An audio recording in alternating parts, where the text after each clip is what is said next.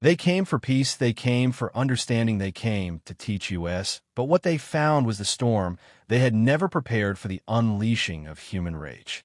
The year was 2342. The galaxy had known relative peace for centuries, a delicate balance maintained by the Grand Galactic Concord. The Cthar, a benevolent collective of advanced species, served as its moral compass, its guiding hand. Their civilization had transcended war, poverty, and all forms of petty conflict long ago. They believed they understood sentient life in all its myriad forms. They had cataloged cultures, resolved disputes, and guided countless fledgling species towards enlightenment and progress. Then they found Earth, our blue marble, a vibrant, chaotic jewel teeming with life and contradictions. We were primitive by galactic standards, a species still grappling with our own internal demons, still fighting wars for land and ideology, still poisoning our own nest. Yet there was something else, something raw and untamed that intrigued them. They studied us for decades from orbit, unseen, unheard. They documented our wars, our art, our fleeting moments of compassion, our brutal acts of cruelty. They saw our potential, our ingenuity, our capacity for boundless love, and they decided we were ready. Ready for contact, ready for inclusion into the Concord, ready for their gentle guidance towards a brighter future. They sent a diplomatic envoy, the Cthar Purity, a magnificent vessel of polished chrome and crystalline light designed to inspire awe and trust.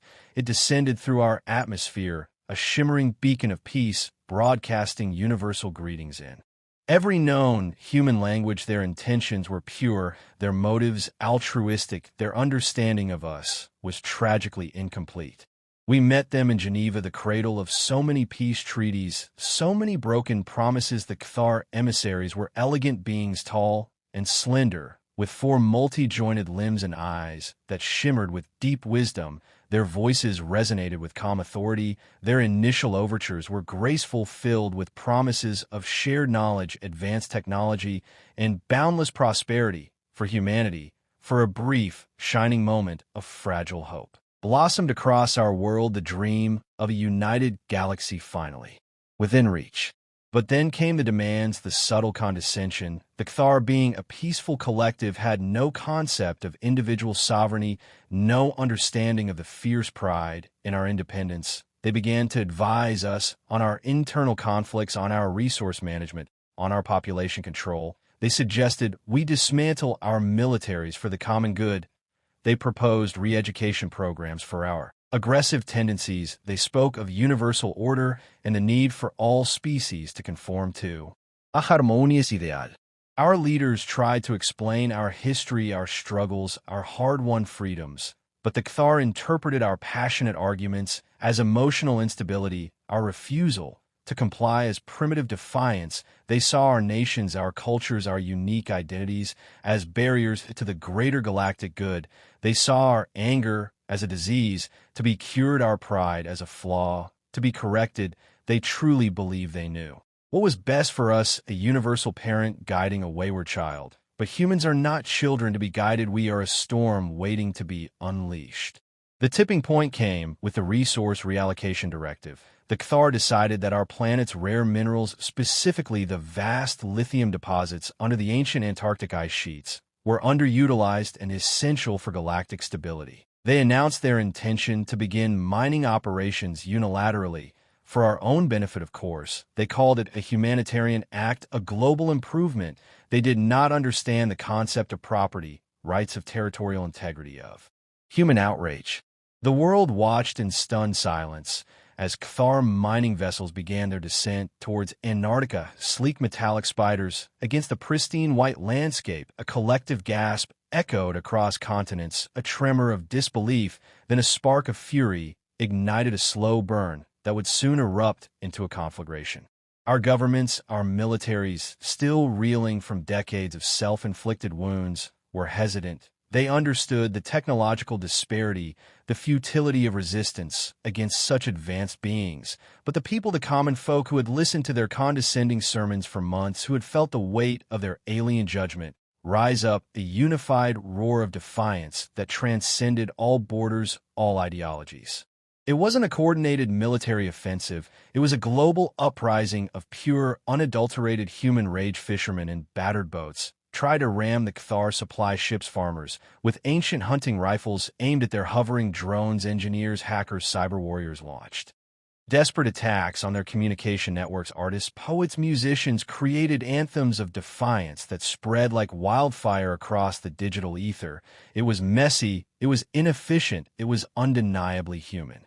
The Cathar were baffled. Their advanced sensors detected no organized military threat, only a chaotic surge of raw emotion, a species lashing out without a clear objective, without a logical strategy. They tried to de-escalate. They tried to reason, they tried to use their superior technology to suppress what they considered a minor insurrection, but they had never encountered anything like it before.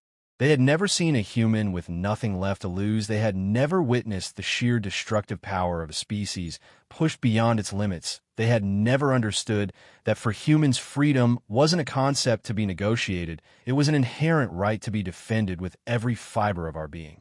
The mining operation became a battleground, not of ships and lasers, but of will and spirit. Civilians used their own bodies as human shields, blocking access to mining sites. Protesters linked arms, facing down armed Cathar patrols with nothing but their unwavering resolve. A small, old woman stood before a colossal Cathar, drill her face etched with a lifetime of hardship, her eyes blazing with an ancient fury, a single tear rolling down her cheek as she dared them to crush her. She was the embodiment of humanity's stubborn heart.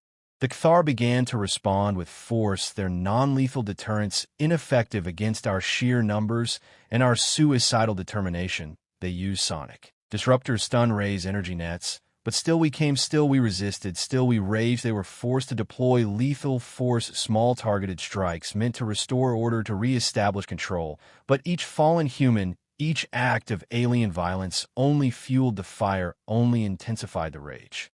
They witnessed our capacity for self-sacrifice, a parent shielding a child from a stun blast, a friend dragging a wounded comrade away from a Cathar drone. They saw our unbreakable spirit, our refusal to yield, our raw primal instinct to protect what was ours, what we loved, what defined us. They saw a species that fought not for glory or conquest, but for dignity, for autonomy, for the right to simply exist on our own terms.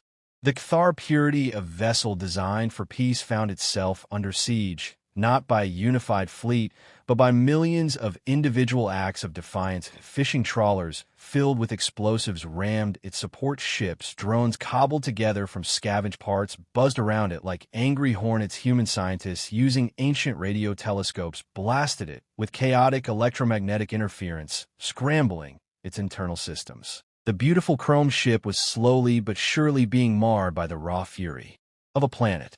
The Cathar leaders on board the Purity were in disbelief. Their logical minds struggled to process what they were witnessing. This wasn't war as they understood it. This was a volcanic eruption of collective emotion, an irrational, uncontrollable storm. They had no data for this, no protocols for dealing with such a phenomenon. They had underestimated us. They had misjudged us. They had awakened something ancient and terrible within the human soul.